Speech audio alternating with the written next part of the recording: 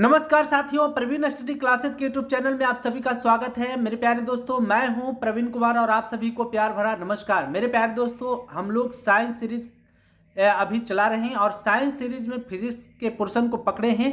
हम लोग एक एक करके आने वाले बीपीएससी 68वीं बीपीएससी और बीएसएससी सीजीएल तक हम लोग हर एक चैप्टर को कवर करेंगे, हर सब्जेक्ट से कवर करेंगे मेरे प्यारे साथियों। तो यदि आप चैनल पर नए हैं तो चैनल को सब्सक्राइब कर लीजिए, साथ ही साथ बेल आइकन को प्रेस कर लीजिए। अभी हम लोग फिजिक्स चल रहे हैं और फिजिक्स में अभी तक आपको हम कई वीडियोज दे चुके हैं, कई चैप्टर को पढ़ा चुके हैं। तो यदि आप उन वीडियोज को नहीं देखे तो जरूर जाकर देखिए। आज मेरे प्यारे साथियों हम लोग अभी चल रहे हैं प्रकाश, लाइट, और लाइट से जितने तरह के प्रश्न बनेंगे, एक से दो वीडियोज में हम इस लाइट को खत्म करने का प्रयास करेंगे।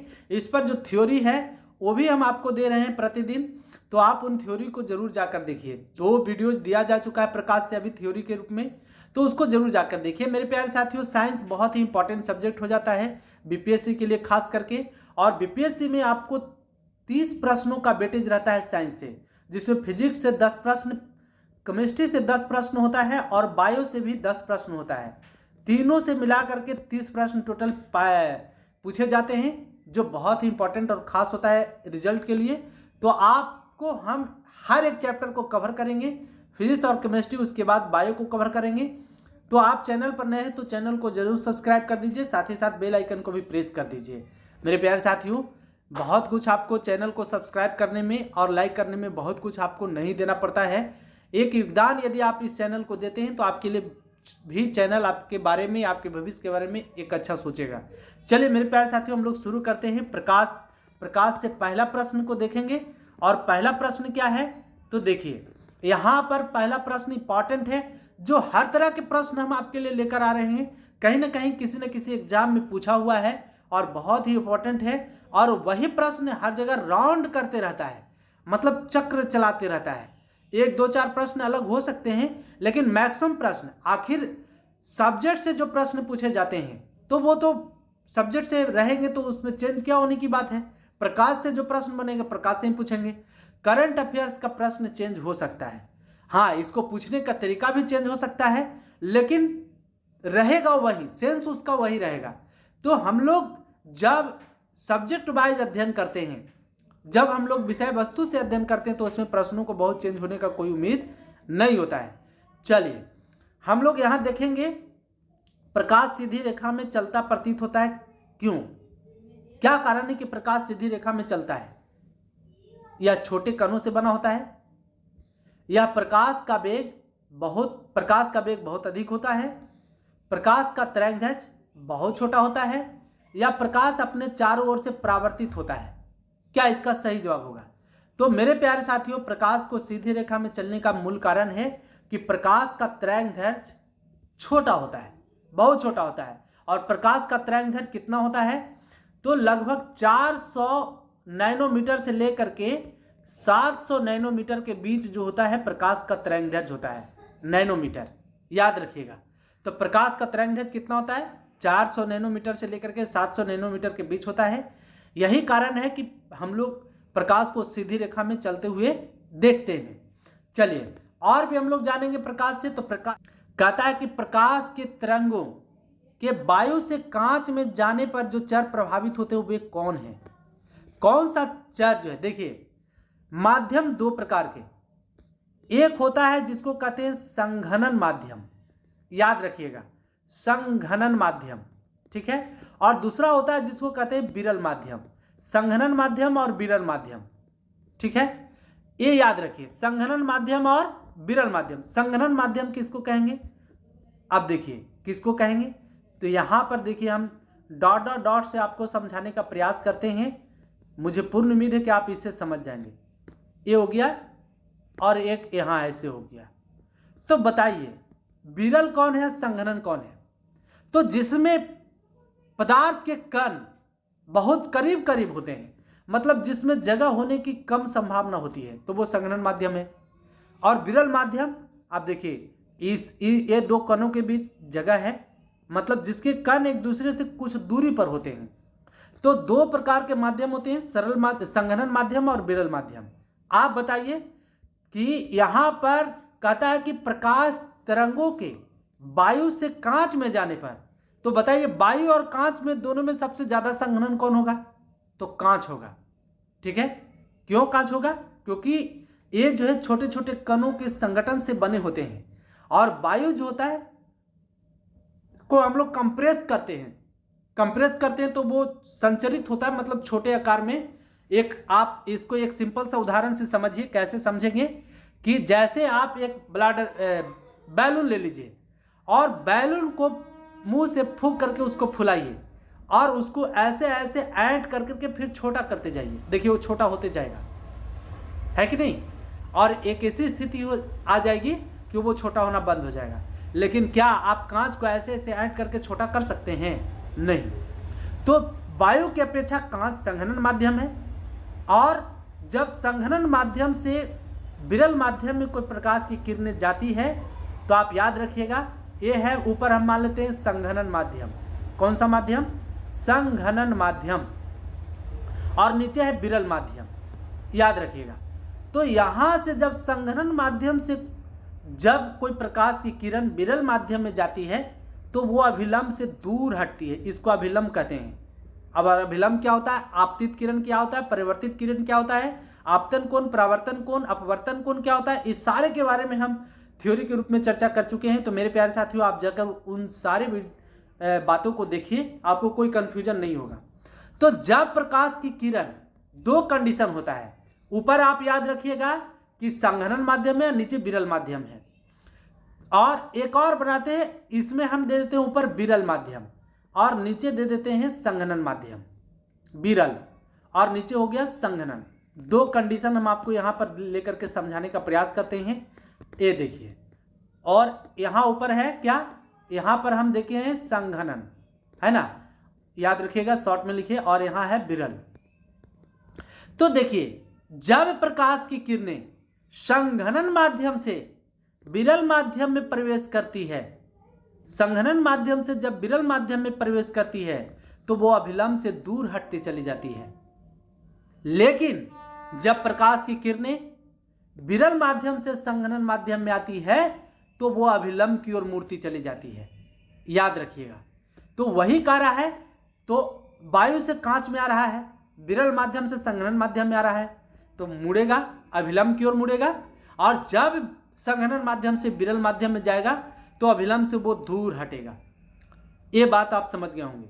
अब देखिए, यहां पर प्रश्न है कि वायु से कांच में जाने पर जो चर प्रभावित होते हुए कौन है? तो बताइए कौन है? तो वो तरंग दैर्घ्य और वेग उसका बदल जाता है। हम लोग जानते हैं कि निर्वात में प्रकाश की चाल, जल में प्रकाश की चाल, हाइड्रोजन में प्रकाश की चाल, कांच में प्रकाश की चाल, हीरा में प्रकाश की चाल, इन सारे माध्यमों में प्रकाश की चाल अलग अलग होती है। तो जब आप विरल माध्यम से संघनन माध्यम में जा रहे हैं, मतलब वायु से कांच में जा रहे हैं, तो उसका वेग बदलेगा कि नहीं बदलेगा? बदल जाएगा। साथ ही साथ उसका तरंग दैर्घ्य भी बदल जाता है। तो तरंग दैर्घ्य और वेग दोनों परिवर्तित हो जाएंगे, जबकि उसका आवृत्ति जो होता है अपरिवर्तित रहता है। क्या रहता है? आवृत्ति चाहे तो विरल माध्यम से संघनन माध्यम में जाइए या संघनन माध्यम से विरल माध्यम में जाइए, आवृत्ति में कोई बदलाव नहीं होता है, लेकिन उसका तरंग दैर्घ्य और वेग बदल जाता है। तो कौन सा चर प्रभावित होते हैं? तो तरंग दैर्घ्य और वेग इसका सही जवाब होगा। चलिए नेक्स्ट प्रश्न देखते हैं। अगला प्रश्न है, कहता है कि प्रकाश की गति किसके बीच जाते हुए न्यूनतम होती है? देखिए, आप याद कर लेंगे किसके बीच जाते हुए न्यूनतम होती है, लेकिन इसको प्रैक्टिकली कैसे हम लोग याद करेंगे ये समझना है। तो यहां पर समझिए मेरे प्यारे साथियों, आपको याद होना चाहिए कि अपवर्तनांक मतलब म्यू बराबर क्या होता है? तो निर्वात में प्रकाश की चाल बटे माध्यम में प्रकाश की चाल, ये अपवर्तनांक का सूचक है म्यू। मतलब यहां पर अपवर्तनांक भी हम लिखें कि अपवर्तनांक बराबर निर्वात में प्रकाश की चाल बटे माध्यम में प्रकाश की चाल। अपवर्तनांक बराबर ये फॉर्मूला होता है, याद रखिएगा कि अपवर्तनांक बराबर फॉर्मूला क्या होता है? निर्वात में प्रकाश की चाल बटे माध्यम में प्रकाश की चाल। अब देखिए, दूसरी बात हम लोग को यहां पर सीखना है कि प्रकाश की गति वैसे पदार्थ में न्यूनतम होगी जिसका अपवर्तनांक सबसे अधिक होगा, और वैसे पदार्थ में अधिकतम होगी जिसका अपवर्तनांक न्यूनतम होगा। इसका मतलब है कि प्रकाश की चाल जो है, प्रकाश की गति जो है अपवर्तनांक पर निर्भर करता है। हाँ, करता है, बिल्कुल। तो मेरे प्यारे साथियों, जिस पदार्थ का अपवर्तनांक सबसे अधिक होगा उसमें प्रकाश की चाल न्यूनतम होगी, और जिस पदार्थ का अपवर्तनांक कम होगा उसमें प्रकाश की चाल अधिकतम होगी। याद रखिएगा।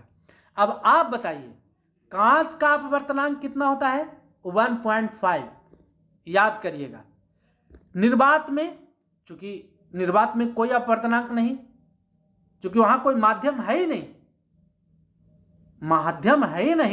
तो यहां तो अधिकतम वेग से प्रकाश चलेगी, मतलब 3 × 10⁸ मीटर प्रति सेकंड की चाल से चलेगी। फिर बताइए, दूसरी है जल। जल का अपवर्तनांक होता है 1.33 और वायु का अपवर्तनांक होता है 1.0003। आप बताइए कि प्रकाश की गति किसके बीच जाते हुए न्यूनतम होगी? तो किसका अपवर्तनांक सबसे अधिक है? अभी हमने बताया आपको कि जिस पदार्थ का अपवर्तनांक सबसे अधिक होगा उसमें प्रकाश की चाल कम होगी, और जिस पदार्थ का अपवर्तनांक कम होगा उसमें प्रकाश की चाल अधिकतम होगी। तो आप बताइए, इन सारे में प्रकाश की चाल किसमें न्यूनतम होगी? कांच में, जल में, वायु में, निर्वात में? तो कांच में होगा। क्यों? क्योंकि कांच का अपवर्तनांक 1.5 होता है और कांच में प्रकाश की चाल 2 × 10⁸ मीटर प्रति सेकंड होता है। ये भी याद रखिएगा। 2 × 10⁸। इस बार 67वीं बीपीएससी में आया हुआ प्रश्न है, आईएएस प्री 1994 का प्रश्न है, लेकिन इस बार पूछा हुआ 67वीं बीपीएससी में पूछा हुआ पीटी में कि निम्न में से किसमें प्रकाश की चाल न्यूनतम होगी। देखिएगा, 67वीं बीपीएससी का प्रश्न निकाल करके आप देखेंगे तो आपको पता चल जाएगा। तो बहुत इंपॉर्टेंट और खास प्रश्न है। अब आप समझ गए होंगे कि किसमें प्रकाश की चाल न्यूनतम होगी, किसमें प्रकाश की चाल अधिकतम होगी। चलिए आगे बढ़ते हैं। अगला प्रश्न, अगला कहता है कि जब प्रकाश एक माध्यम से दूसरे माध्यम में जाता है तो निम्न में से कौन सा नहीं बदलता है? अभी हम आपको बताए भी कि जब प्रकाश संघनन माध्यम से विरल माध्यम में जाएगी या विरल माध्यम से संघनन माध्यम में जाएगी तो उसका तरंगदैर्ध्य और वेग दोनों बदल जाएगा, लेकिन उसकी आवृत्ति नहीं बदलेगी। तो इसका सही जवाब क्या हो जाएगा? आवृत्ति। प्रकाश जब एक माध्यम से दूसरे माध्यम में जाएगी तो उसका तरंगदैर्ध्य और वेग दोनों बदल जाएगा, जबकि उसका आवृत्ति नहीं बदलेगा। चलिए अगला प्रश्न देखिए 66वीं बीपीएससी प्री 2020 में पूछा हुआ प्रश्न है, वेरी वेरी इंपॉर्टेंट है। तो इससे पहले वाला भी प्रश्न 67वीं में पूछा हुआ, अभी जो है 66वीं में पूछा हुआ प्रश्न दिख रहा है आपको। तो मोस्ट इंपॉर्टेंट क्वेश्चन आपके लिए लेकर आ रहे हैं जो एग्जाम पॉइंट ऑफ व्यू से बहुत ही इंपॉर्टेंट है। तो आप इन सारी बात को याद रखिए। हो सकता है कि अगले बार कुछ और ऑप्शन दे दे, प्रश्न वही रहे, तो आपको जब तक किसी चीज के बारे में खास डिटेल से नहीं जानकारी होगी तब तक आप उसका सटीक जवाब नहीं दे पाएंगे। चलिए नेक्स्ट प्रश्न देखते हैं। कहता है कि सौर विकिरण किस परास में दिखता है? अभी हमने बताया था कि सौर विकिरण जो है सीधी रेखा में चलती है। इसका कारण क्या है? इसका कारण है कि उसका तरंगदैर्ध्य जो होता है, परास जो होता है, छोटा होता है, मतलब 400 नैनोमीटर से लेकर के 700 नैनोमीटर के बीच होता है, इसीलिए प्रकाश सीधी रेखा में चलता है। तो सौर विकिरण किस परास में दिखता है? 400 से 700 नैनोमीटर। यदि इससे ज्यादा हो जाता तो हमारी आंखें जो है इसको नहीं देख पाती। इसका परास न्यूनतम है, यही कारण है कि हमारी आंख जो है इसको आसानी से देख लेती है। चलिए 53वीं से 55वीं बीपीएससी प्री 2011 का प्रश्न है, मोस्ट इंपॉर्टेंट प्रश्न है। चलिए तो इस प्रश्न का जवाब आप समझ गए होंगे। इस प्रश्न का सही जवाब क्या होगा? Option number B. चलिए आगे बढ़ते हैं। आगे कहता है कि दृश्य प्रकाश का दैर्घ्यमान प्रसार होता है। दृश्य प्रकाश किसको कहते हैं? मतलब जिसे देखा जा सके, दृश्य प्रकाश हुआ। और अदृश्य प्रकाश मतलब हम जिसको देख ही नहीं सकते हैं, है ना। तो दृश्य प्रकाश का दैर्घ्यमान प्रकाश कितना होता है? तो दृश्य प्रकाश का दैर्घ्यमान प्रकाश होता है, जो प्रसार होता है 390 नैनोमीटर से लेकर के 780 नैनोमीटर के बीच। याद रखिएगा, यूपी पीसीएस मेंस 2005 का प्रश्न है। आगे बढ़ते हैं, अगला प्रश्न है दृश्य स्पेक्ट्रम। फिर देखिए दृश्य स्पेक्ट्रम आ गया और उसका तरंगदैर्घ्य पूछ रहा है। दृश्य स्पेक्ट्रम का तरंगदैर्घ्य की सीमा क्या है? तो दृश्य स्पेक्ट्रम की तरंगदैर्घ्य की सीमा जो होता है 3900 एंगस्ट्रम से 7600 एंगस्ट्रम होता है। और एक एंगस्ट्रम का मान कितना होता है? तो 10⁻⁻10 मीटर होता है एक एंगस्ट्रम का मान। वेरी वेरी इंपॉर्टेंट प्रश्न है, याद रखिएगा। एक एंगस्ट्रम का मान 10⁻⁻10 मीटर और दृश्य स्पेक्ट्रम का तरंगदैर्घ्य जो होता है 3900 एंगस्ट्रम से लेकर के 7600 एंगस्ट्रम के बीच होता है। चलिए नेक्स्ट देखेंगे, अगला प्रश्न।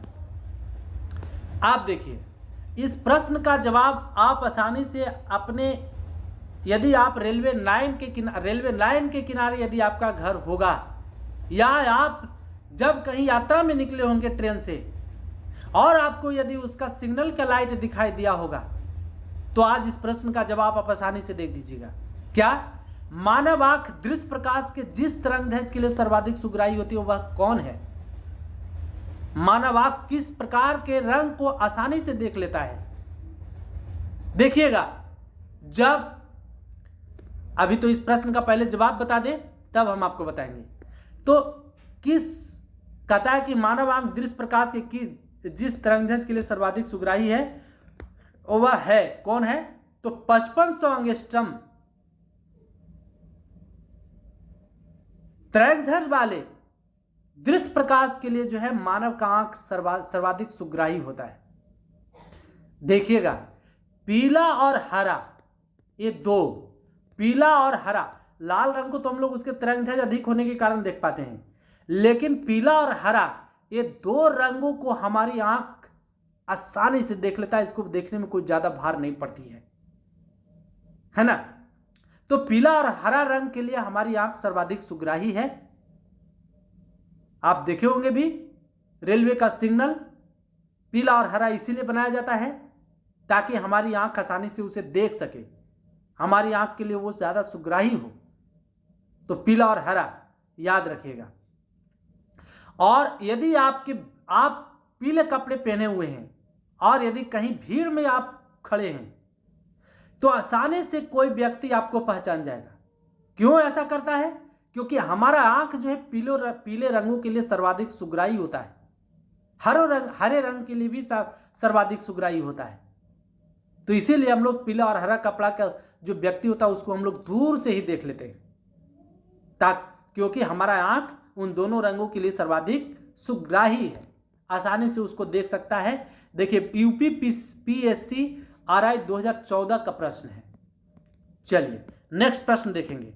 यहां पर हम आपको तरंगदैर्घ्य भी लेकर आए हैं, लिखकर लेकर आए हैं कि ताकि आपको कोई परेशानी नहीं हो। आप इसको राइट डाउन कर लीजिए या आप इसे याद कर लीजिए। हम लोग जानते हैं कि दृश्य प्रकाश जो होता है, श्वेत प्रकाश जो होता है, 7 रंगों का मिश्रण होता है। कितने रंगों का? 7 रंगों का। और उन 7 रंगों का तरंगदैर्घ्य जो होता है, 7 रंगों का तरंगदैर्घ्य या प्रास लगभग रंगों का जो है श्वेत रंग से ज्यादा होता है कि नहीं? तो हम लोग ये समझ गए। सब जितना भी देखिए, अभी हमने आपको बताया कि सौर विकिरण का जो प्रास होता है 400 नैनोमीटर से लेकर के 700 नैनोमीटर के बीच होता है। आप बताइए कि 400 से लेकर 700 नैनोमीटर के बीच होता है, क्या इसमें किसी का है प्रास ऐसा तरंगदैर्घ्य है? नहीं, सब इससे ज्यादा है। तो 7 रंगों से मिलकर बना होता है, लेकिन प्रत्येक का प्रास और तरंगदैर्घ्य इससे ज्यादा होता है, याद रखिएगा। तो लाल का तरंगदैर्घ्य कितना होता है? तो 630 से लेकर के 750 नैनोमीटर, ये इसका प्रास है। सारे का प्रास आप याद कर लीजिए, लिख लीजिए, है ना। आपको बहुत ही फायदा पहुंचाएगा एग्जाम में। इससे प्रश्न देखने को मिले भी हैं, पूछा हुआ है। 53 से लेकर के 55 तक जो बीपीएससी हुआ था उसमें पूछा हुआ प्रश्न था। पहले कई बीपीएससी एक ही साथ होता था, अलग अलग नहीं होता था। अभी न जो है शेड्यूल के अनुसार ही ले रहा है, 63वीं 64वीं 65वीं 66वीं 67वीं। पहले ऐसा नहीं होता था। 3-4 बीपीएससी को जमा करके लिया जाता था एग्जाम, बहुत ही बुरा कंडीशन था। चलिए, तो आप सौभाग्यशाली हैं कि आपके रीजन में रेगुलर एग्जाम हो रहा है बीपीएससी का। चलिए, अब नेक्स्ट ये प्रश्न देखिए, 42वीं बीपीएससी प्री 1997-98 में पूछा हुआ प्रश्न है। कहता है कि प्रकाश की विकिरणों की प्रकृति होती है, कैसा होती है? तरंग के समान, कण के समान, तरंग एवं कण दोनों के समान। तो मेरे प्यारे साथियों, आपको याद होना चाहिए कि प्रकाश जो होता है, दृश्य प्रकाश जो होता है, दोहरी प्रकृति का होता है, और ये विद्युत चुंबकीय प्रकाश होते हैं, विद्युत चुंबकीय तरंग होते हैं। तो प्रकाश विकिरण जो होता है दोहरी प्रकृति का होता है, तरंग के समान और कण के समान, दोनों के समान ये आचरण करता है, कभी कण के समान तो कभी तरंग के समान। तो प्रकाश विकिरणों की प्रकृति कैसी होती है? तरंग एवं कण दोनों के समान। चलिए आगे बढ़ते हैं। देखिए, मेरे छोटे सरकार हैं, आकर के डिस्टर्ब करना चाहते हैं। जाइए जाइए, अभी जाइए, पढ़ा रहे, अभी क्लास चल रहा बेटा। अब कहता है निम्नलिखित में से किसका वेग अधिकतम होता है? किसका वेग अधिकतम होता है बताइए?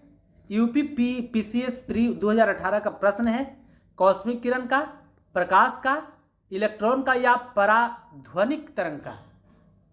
तो मेरे प्यारे साथियों, किसका वेग अधिकतम होता है? अभी हम लोग पढ़े भी थे कि निर्वात में प्रकाश की चाल 3 × 10⁸ मीटर पर सेकेंड होता है, 3 × 10⁸ मीटर प्रति सेकेंड। सबसे ज्यादा वेग किसका होगा? तो प्रकाश का होगा। चलिए आगे बढ़ते हैं। अगला प्रश्न कहता है कि निम्नलिखित में से कौन सा कथन सत्य है? सत्य और असत्य कथन को आपको पहचानना है। यूपी के एग्जाम में पूछा हुआ प्रश्न है। कहता है कि निम्नलिखित में से कौन सा कथन सत्य है? प्रकाश का वेग अधिक होता है, ध्वनि का वेग सबसे अधिक होता है, आकाशीय पिंडों का वेग सबसे अधिक होता है, रॉकेट का वेग सबसे अधिक होता है। तो किसका वेग सबसे अधिक होता है? तो प्रकाश का वेग सबसे अधिक होता है। और प्रकाश का वेग कितना होता है निर्वात में? तो 3 × 10⁸ मीटर प्रति सेकेंड। याद रखिएगा। तो इस प्रश्न का सही जवाब क्या हो जाएगा? Option number A. चलिए आगे बढ़ते हैं।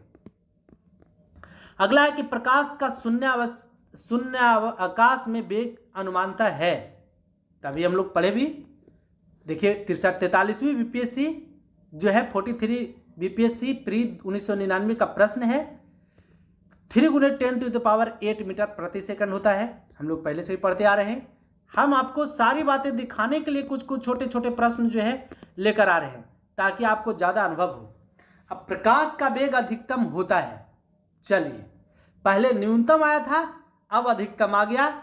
यूपीपीएससी आरआई 2014 का प्रश्न है। तो किसमें अधिकतम होता है? तो हीरे का। अब देखिए, हमने बताया आपको कि जिस माध्यम का अपवर्तनांक, जिस पदार्थ का अपवर्तनांक अधिकतम होगा उसमें प्रकाश की चाल न्यूनतम होगी, और जिसका अपवर्तनांक न्यूनतम होगा उसमें प्रकाश की चाल अधिकतम होगी, वाइस वर्सा। तो जिस पदार्थ का अपवर्तनांक अधिकतम होगा उसमें प्रकाश की चाल न्यूनतम होगी, और जिसका अपवर्तनांक न्यूनतम होगा उसमें प्रकाश की चाल अधिकतम होगी। हीरे का अपवर्तनांक बताइए। तो हीरा का अपवर्तनांक होता है 2.42। निर्वात में तो कोई माध्यम है ही नहीं। पानी का अपवर्तनांक होता है 1.33, और हाइड्रोजन का अपवर्तनांक होता है 1.003। और निर्वात, तो बताइए प्रकाश का वेग अधिकतम किसमें होगा? हीरा में, पानी में, हाइड्रोजन में या निर्वात में? तो प्रकाश का वेग अधिकतम होगा निर्वात में, क्योंकि निर्वात का कोई अपवर्तनांक है ही नहीं। और क्यों नहीं है?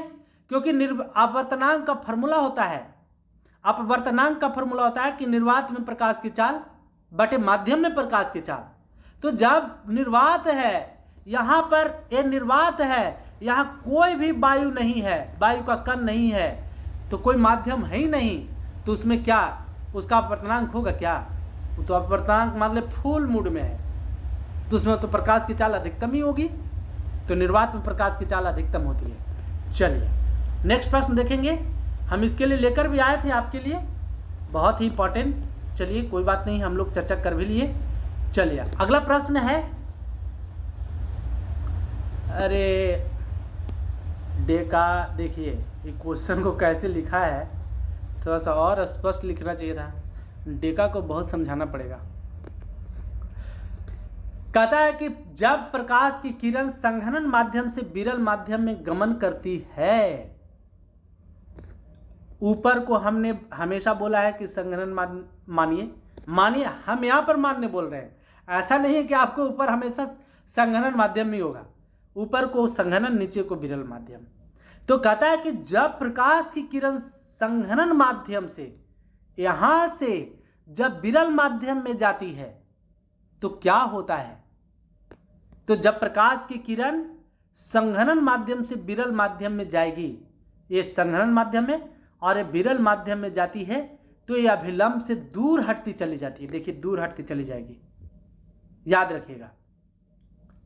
तो जब प्रकाश चाल बढ़ भी जाएगी, क्योंकि संघनन से विरल में जा रही है, इसको जाने में कम कठिनाइयों का सामना करना पड़ेगा, क्योंकि यहां पर पदार्थ के कण जो है दूर दूर फैले हुए हैं, ऐसे ऐसे फैले हुए हैं। लेकिन संघनन माध्यम वहीं रहता तो पदार्थ के कण एकदम करीब करीब रहते, पास पास रहते, तो इसमें जाने में इसको ज्यादा कठिनाई होगा। जैसे आपको यदि हम भीड़ में चलने के लिए कहें और यदि स्वतंत्र रोड पर, खुली रोड में चलने के लिए कहें, तो सबसे ज्यादा आप कहां तेज चलेंगे, जहां पर कोई भीड़ नहीं है। तो सेम यही बात है, क्योंकि वहां पर भीड़ जो है ज्यादा संघनन हो गया, तो हम लोग को रास्ता खोज खोज के चलना पड़ेगा। लेकिन जहां पर कोई भीड़ है ही नहीं, थ्रूली जाएंगे। चलिए, तो जब प्रकाश की किरण संघनन माध्यम से विरल माध्यम में जाती है तो इसकी चाल बढ़ जाएगी और यह अभिलंब से दूर हटता चला जाएगा, है कि नहीं।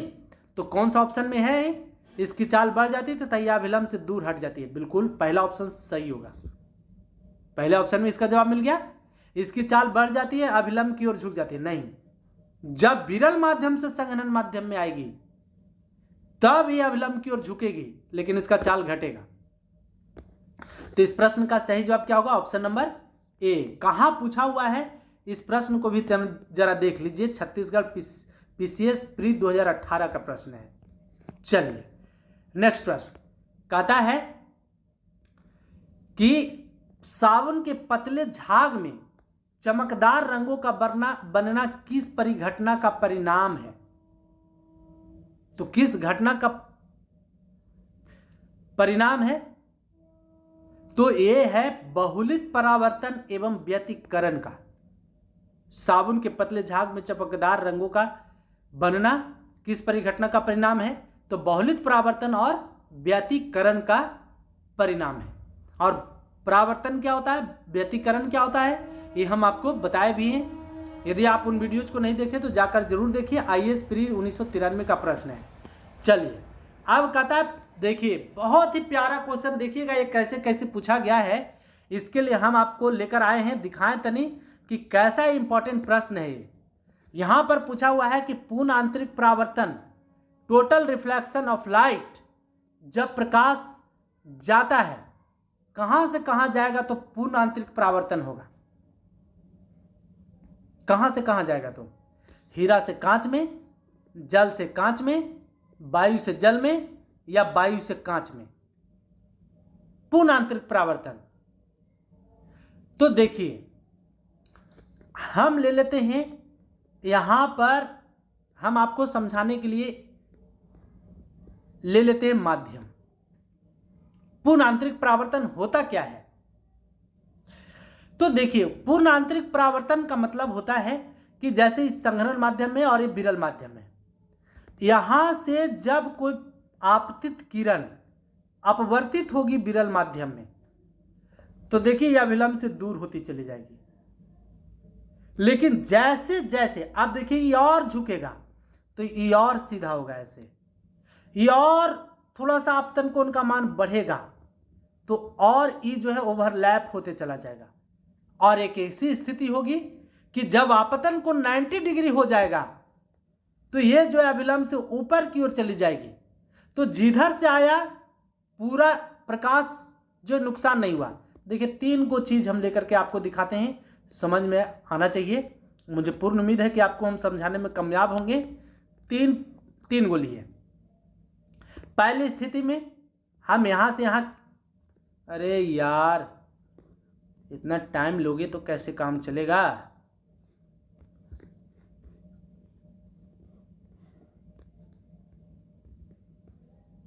देखिए, 4 स्थितियां हम लिए। आपतित किरण पहले यहां से ऐसे गया, ये सब मानिएगा कि ऊपर में विरल माध्यम है, ये भी संघनन माध्यम है, ये भी संघनन, ये भी संघनन और ये भी संघनन, और नीचे विरल माध्यम है। ये आपको इतना मानना है। यहां से संघनन माध्यम में से जब विरल माध्यम में कोई किरणें अपवर्तित होगी तो वो अभिलंब से दूर होती चली जाती है पहली स्थिति में। यदि और संघनन माध्यम है तो और वो क्या होगा, ऐसे मुड़ते चला जाएगा।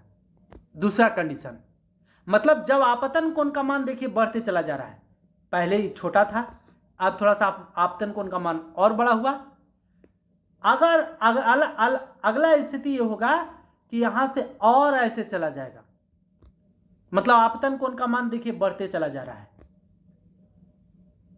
तो ये जो है अभिलंब से दूर होती चली जा रही है कि नहीं, अपवर्तित किरण। और जब आपतन कोण का मान 90 डिग्री हो जाएगा तो ये अभिलंब से और दूर होकर के इधर लौट जाएगी, तो प्रकाश आई इधर से ही और लौटी इधर ही, तो हो गया पूर्ण आंतरिक परावर्तन। मतलब कहीं पर कोई प्रकाश जो है का नुकसान नहीं हुआ, जितना प्रकाश गया उतना प्रकाश लौट गया। तो इसी को क्रांतिक कोण कहते हैं। जब आपतन कोण का मान 90 डिग्री हो जाता है तो इसी को हम लोग क्रांतिक कोण कहते हैं। तो पूर्ण आंतरिक परावर्तन होता है जब प्रकाश कहां से कहां जाएगा, वायु से कांच में या कांच से, देखिए, जल से कांच में, वायु से कांच में, वायु से जल में, या हीरे से कांच में, कहां पर जाने पर पूर्ण आंतरिक परावर्तन हो जाएगा। 1 मिनट रुक जाइए।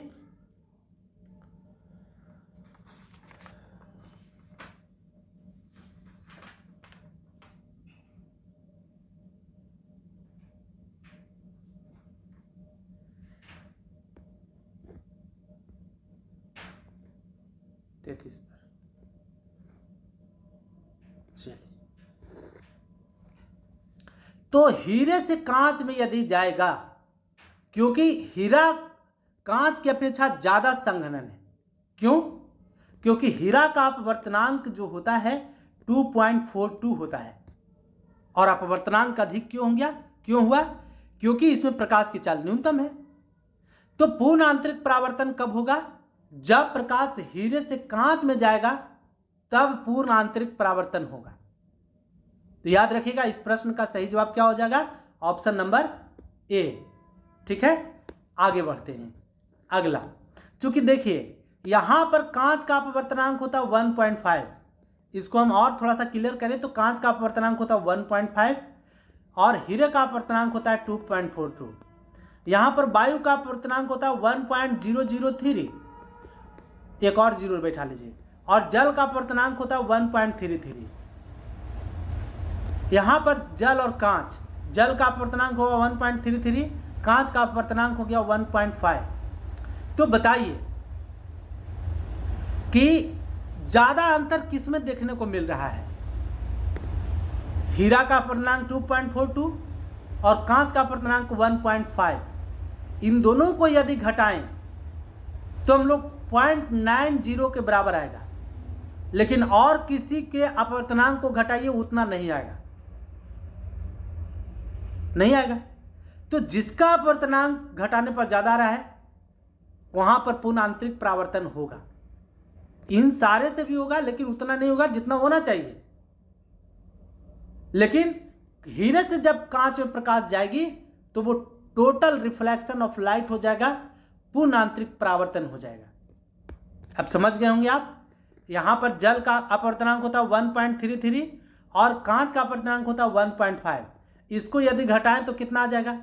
बहुत छोटा आएगा इसकी अपेक्षा। मतलब 2.42 और 1.5 को घटाएंगे तो इसकी अपेक्षा ये छोटा आ रहा है, सब में छोटा आएगा। तो पूर्ण आंतरिक परावर्तन, यही इसका सही जवाब क्या हो जाएगा? हीरे से कांच में जाने पर प्रकाश का पूर्ण आंतरिक परावर्तन होगा। चलिए अगला प्रश्न देखिए, ये IAS प्री 1996 का प्रश्न है और इसी प्रश्न को देखिए कितना बार पूछते पूछते गोल गोल दुनिया की तरह इसको घुमाया है। जैसे कितने व्यक्ति घूमे तो गोल गोल घूमते रहेगा, फिर अपने घर को ही लौट आता है। तो यहां है कि प्रकाश तंतु ऑप्टिकल फाइबर जिस सिद्धांत पर कार्य करता है वह है, प्रश्न वही है लेकिन पूछने का तरीका अलग है। तो किस सिद्धांत पर कार्य करता है? तो पूर्ण अभ्यांतरण या आंतरिक परावर्तन के सिद्धांत पर जो है प्रकाश तंतु ऑप्टिकल फाइबर्स काम करता है। मतलब टोटल के टोटल गया और लौटा दिया, नहीं लौटाता, कुछ ऑब्जर्व कर लेता तो हम लोग तक जो है जितनी आवश्यकता थी उतनी आवश्यकता की मात्रा में नहीं पहुंच पाता। तो प्रकाशीय तंतु ऑप्टिकल फाइबर्स जो है पूर्ण आंतरिक परावर्तन के सिद्धांत पर कार्य करता है। IS pre 1995, UP UDA LDA pre 2010, फिर देखिए यूपी PCS स्पेशल प्री 2008। बहुत बार ऐसा, तो ये हम 3 ही बार दिखा रहे हैं, बहुत बार इस तरह के प्रश्न आए हैं। चलिए नेक्स्ट प्रश्न देखेंगे। वही प्रश्न है कि प्रकाश ऊर्जा का ऑप्टिकल फाइबर में संचरण किस घटना के अनुप्रयोग द्वारा होता है। देखिए यूपी PCS प्री 2019, इसी क्वेश्चन को कितना बार रिपीट किया गया। तो बहुत ही इंपॉर्टेंट प्रश्न आपके लिए सिलेक्ट करके लाए जाते हैं मेहनत करके, ताकि एग्जाम पॉइंट ऑफ व्यू से इंपॉर्टेंट हो और एग्जाम में आने की संभावना हो। फालतू क्वेश्चन आपको पढ़ाने का प्रयास नहीं किया जाता है। तो प्रकाश ऊर्जा का ऑप्टिकल फाइबर में संचरण निम्नलिखित में किस घटना का अनुप्रयोग द्वारा किया जाता है? तो पूर्ण आंतरिक परावर्तन द्वारा। चलिए अगला देखते हैं। फिर उसी प्रश्न को देखिए 2015 में पूछा गया। कहता है निम्नलिखित में से किस परिघटना का उपयोग ऑप्टिकल फाइबर में किया जाता है? यूपी PCS मेंस 2015 पूछा गया। तो पूर्ण आंतरिक परावर्तन। कौन सा परावर्तन? पूर्ण आंतरिक परावर्तन।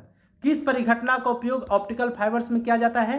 तो पूर्ण आंतरिक परावर्तन परिघटना का उपयोग ऑप्टिकल फाइबर्स में किया जाता है। तो मेरे प्यारे साथियों, आज थे लाइट के फर्स्ट पार्ट, बहुत ही इंपॉर्टेंट और खास था। मुझे पूर्ण उम्मीद है कि आपको सारी बातें समझ में आई होगी, और यदि आया है, चैनल पर नए हैं तो चैनल को सब्सक्राइब कर दीजिए और बेल आइकन को भी प्रेस कर दीजिए और दोस्तों को शेयर करना न भूलिए। चलिए मेरे प्यारे साथियों, आज के लिए इतना ही। तब तक के लिए आप सभी को एक बार फिर से प्यार भरा नमस्कार।